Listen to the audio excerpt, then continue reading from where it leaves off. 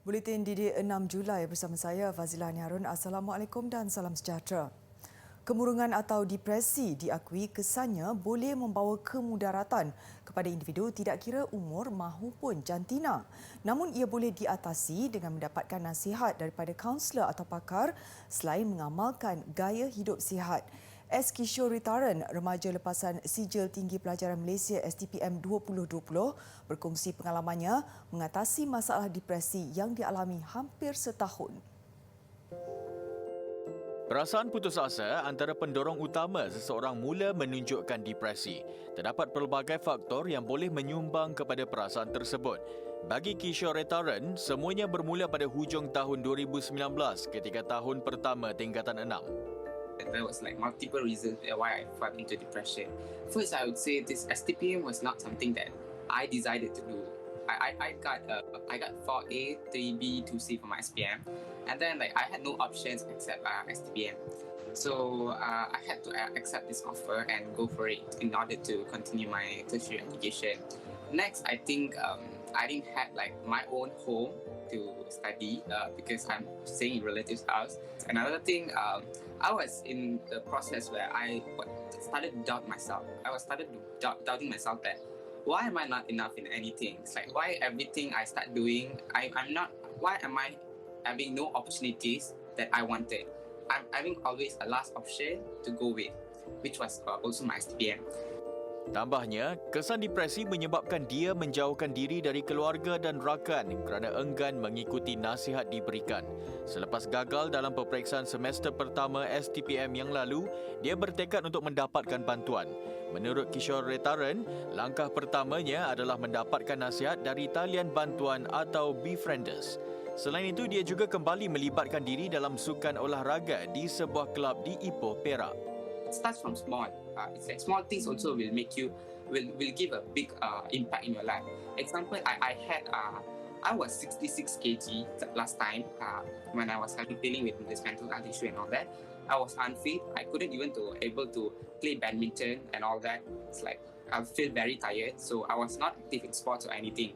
So I was physically very unfit, and I had all the acne and all that. So my face structure was completely different. You can see a lot of acne and all that. So I felt like maybe I should start focusing myself and make myself better. Dia kembali mengambil peperiksaan ulangan dan berbangga berjaya meraih keputusan yang membanggakan.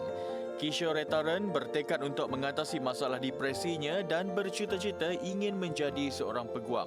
Dia turut mengingatkan orang ramai supaya lebih peka terhadap orang di sekeliling mereka kerana depresi ini wujud dalam kalangan masyarakat.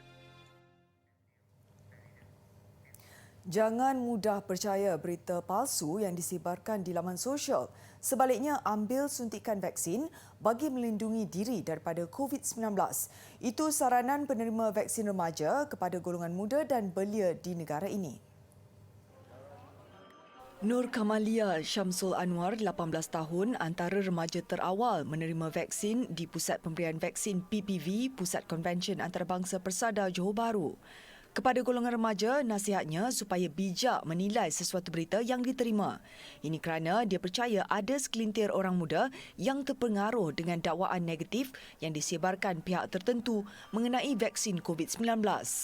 Saya rasa agak lega lah sebab sebelum ni saya rasa macam tak akan dapat pun vaksin kan. Tapi Alhamdulillah lah hari ni dapat, and then tak sangka pula dia punya proses ni cepat dan laju. So, saya rasa tak patut ada yang takut untuk vaksin. Sebab vaksin ni function dia adalah untuk mempertahankan dan memperkuatkan imunisasi badan kita daripada vaksin. Daripada virus. So, saya nak mengajaklah semua generasi muda untuk sama-sama mendaftar untuk vaksinasi. Pendapat yang sama juga dikongsi Muhammad Rafiki Jamian. Masa tu daftar yang ramai-ramai untuk AZ tu. Daftar lepas tu dapat terus lah. Dia punya appointment dekat Masjid Sejahtera. Lepas tu datang lah. Sebelum vaksin ni apa perasaan? Lega dah akhirnya dapat juga. Saya seru orang-orang muda untuk ambil vaksin dengan segera lah. Jangan percaya kat berita-berita yang vaksin ni tak baik, tak bagus, sebab vaksin ni memang untuk kebaikan kita semua. Kita memang kita jangkakan penerima vaksin dari kalangan warga muda akan meningkat daripada 45%, lebih daripada 45% sehingga 27 Julai 2021 sehingga kita habis program untuk dos pertama, dan dos kedua kita insya-Allah akan bermula pada 9 Ogos 2021. Berdasarkan statistik, sehingga kini lebih 70,000 orang menerima dos pertama suntikan vaksin AstraZeneca di PPV Persada. Bagaimanapun, 3,000 penerima gagal hadir atas pelbagai faktor dan alasan. Di sebalik tumpuan kepada proses vaksinasi COVID-19, menjaga kebersihan masih antara kaedah terbaik mencegah penyakit. Atas sebab itu, mereka yang sudah divaksin jangan ambil mudah dan perlu konsisten menjaga kebersihan diri. Secara amnya, memakai pelitup muka antara kaedah yang amat digalakkan bagi mencegah serangan COVID-19. Menggunakan pelitup muka dapat menghindarkan kita daripada menghirup udara kotor. Justru ramai yang turut menggunakan pakaian perlindungan diri atau PPE sebagai kaedah pencegahan tambahan. Terbaru, kita disaran menggunakan 2 pelitup muka pada satu masa. Sekarang ni pakai mask kain. Boleh, tak ada masalah. Cuma dalam peratusan tu mungkin agak kurang lah kalau berbanding dengan yang pakai 3-ply. And sekarang pun ada, hari tu pun sempat ada viral yang DG pakai 2-ply 2 jenis mask. Satu boleh dipakai sebenarnya, apa tujuan dia? Untuk mengurangkan gap. Kalau kita panggil the percentage tu akan jadi lebih kurang lah kalau kita double up. Juga penting cara melupuskan pelitup muka. Mana mungkin alat yang tidak kita ketahui statusnya dibiarkan terdedah kepada anggota keluarga kita dengan mencampakkannya dalam tong sampah di dalam rumah. Tanggapan bahawa tiada kejadian buruk berlaku ekoran sikap kita tidak bermakna cara itu betul. Cara terbaik, setiap pelitup muka pakai buang yang sudah digunakan perlu dilipat dan diikat dengan tali getahnya. Masukkan ke dalam plastik dan ikat sekali lagi sebelum dibuang ke dalam tong sampah. Untuk pelitup muka jenis pakai buang, pastikan ia dicuci setiap hari. Kita juga tidak sewajarnya berkira dalam soal penjagaan diri. Kita nak, the reason kenapa kita nak berjimat, kita sebenarnya kalau ikutkan kos nak masuk hospital lebih banyak. Itu satu. Kedua, kalau misalkan contoh nauzubillah kita kena virus COVID tu, nak kena kuarantin 10 hari tu memang azab lah. So memang kalau nakkan, sekarang pun mask pun tak adalah mahal sangat kan. Ada yang harga dalam RM25 pun dah dapat berapa pieces, 50 pieces macam tu. So insyaAllah kalau misalkan kita tak berkira sangat bab yang mask ni, dan kita pun jaga juga yang all the SOP tu, insya-Allah lah. Jangan lupa untuk bersihkan diri khususnya selepas pulang dari kerja atau tempat sesak seperti pasar. Pastikan kediaman dan tandas sentiasa bersih. Ketika di luar rumah, sentiasa amalkan penjarakan fizikal sekurang-kurangnya 1 meter dengan orang sekeliling. Jika semua pihak menjaga kebersihan, kawasan persekitaran juga akan menjadi lebih bersih. Menjaga kebersihan mesti dijadikan amalan.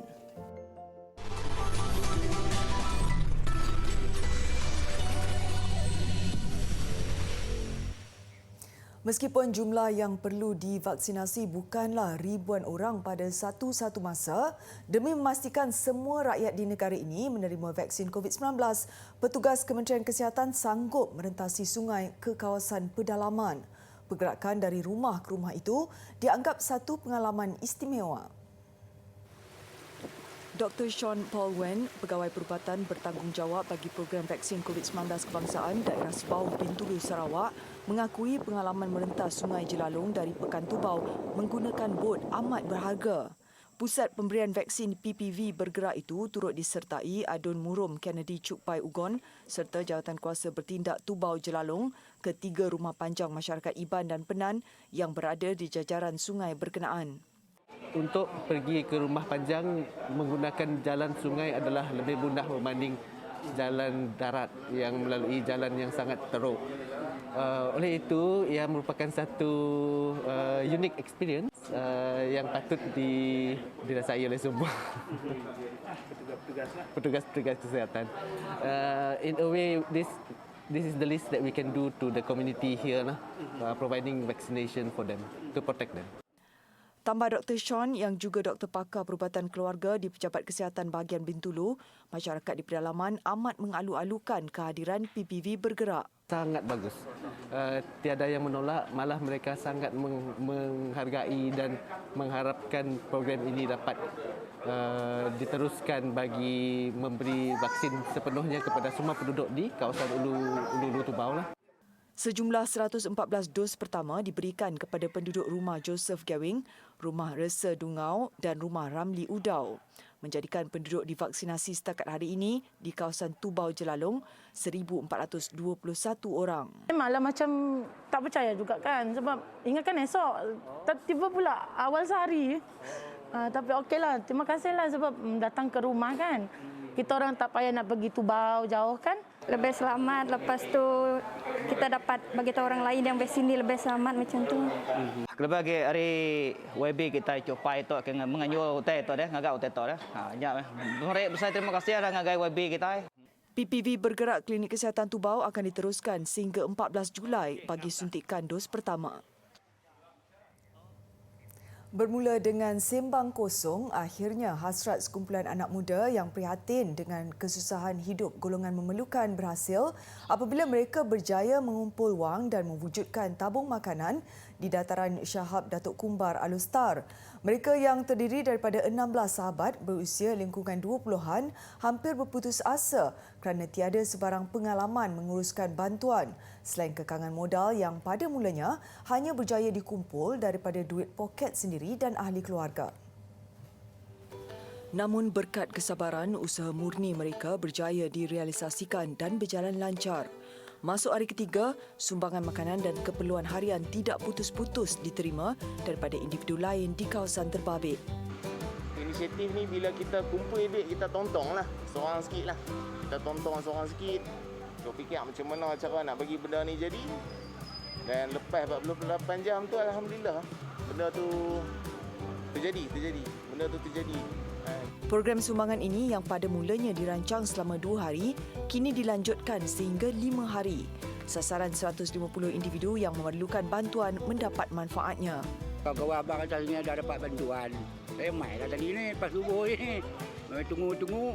Sampai pukul 9 orang pergi ragal. Lebih kurang, tu ambil duduk kedai lah. Tulis-tulis alamat pas semua, mai pula. Ambil, terima kasih lah kepada tuan-tuan semua begini. Dia tak tahu. Makanan tu kadang-kadang ada kawan pentang. Ada. Dah ramai. Anak 7, cucu 21. Anak 7, cucu 21. Mak meninggal saya bujang ni.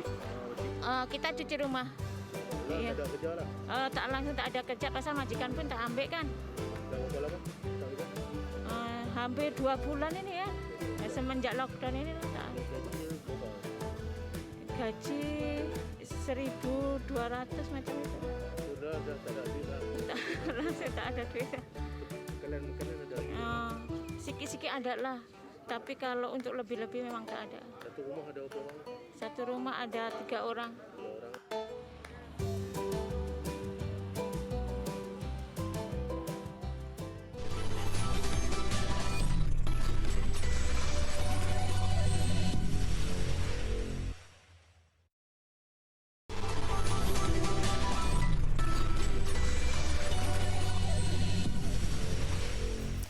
Radio Taiso itu rutin senaman yang diamalkan jutaan penduduk Jepun setiap hari.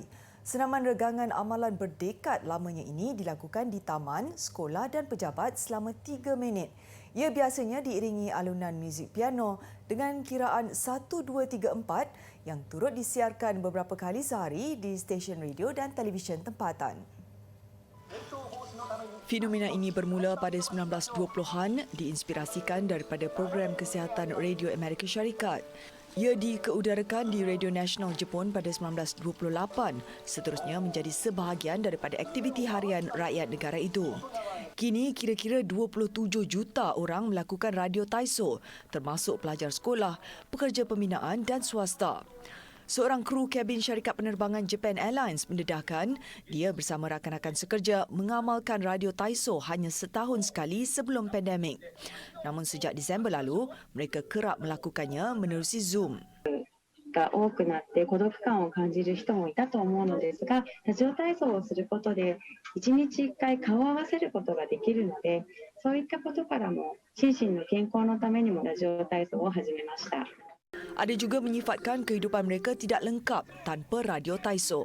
そうですね。やはりラジオ体操しないと、なんかちょっと気分が乗らなかったり、体がちょっとなまってたりするところも分かんなかったりするので、非常に大事だと思ってます。 Ketika ramai yang bekerja dari rumah pada tempoh pandemik ini, rutin senaman ini semakin menjadi keutamaan dan semakin popular dalam kalangan golongan muda. Sekumpulan lelaki mengambil bahagian dalam pertandingan menebas rumput di Kupres Bosnia. Ramai tidak tahu pertandingan tradisional yang sudah lebih 250 tahun dianjurkan ini tersenarai sebagai salah satu warisan budaya UNESCO. Ia diadakan pada setiap bulan Julai dan menghimpunkan penebas rumput dari pelbagai wilayah dan komuniti di Bosnia. Peserta yang berpakaian tradisional perlu menebas kawasan rumput berkeluasan 350 meter persegi. Mereka dinilai berdasarkan masa, keluasan dan ketelitian tebasan serta kecantikan kawasan setelah ditebas. Pemenang dianugerahkan gelaran kos basah yang membawa reputasi khas. Tradisi ini diwarisi turun-temurun dengan peserta paling muda berusia 18 tahun.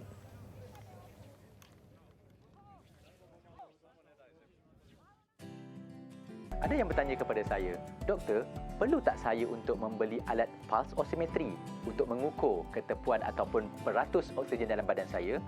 Pada pandangan saya, ianya tidak menjadi satu keperluan kerana perkara ataupun alat ini memang ada dijual di pasaran, namun sekiranya anda tahu bagaimana cara untuk melihat simptom atau menilai diri anda sendiri sama ada anda berada dalam keadaan happy hypoxia ini, itu yang lebih penting berbanding dengan alat untuk mengukur oksigen itu sendiri.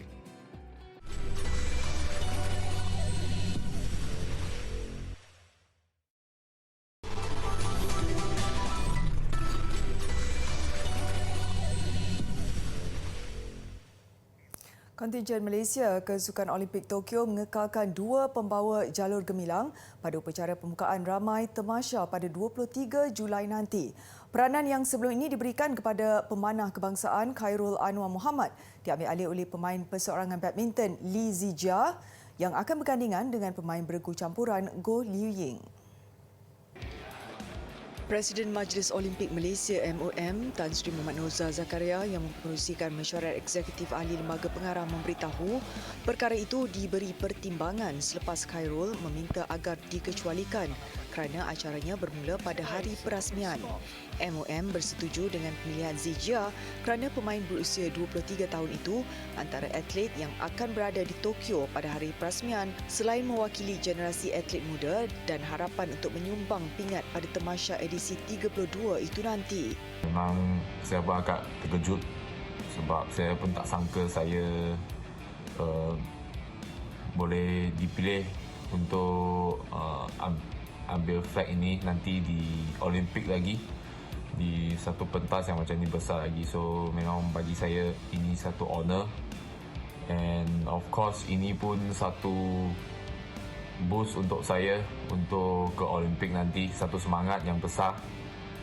On confident also, sangat satu confident yang besar untuk saya nanti untuk compete di Olimpik. So hopefully everything goes well.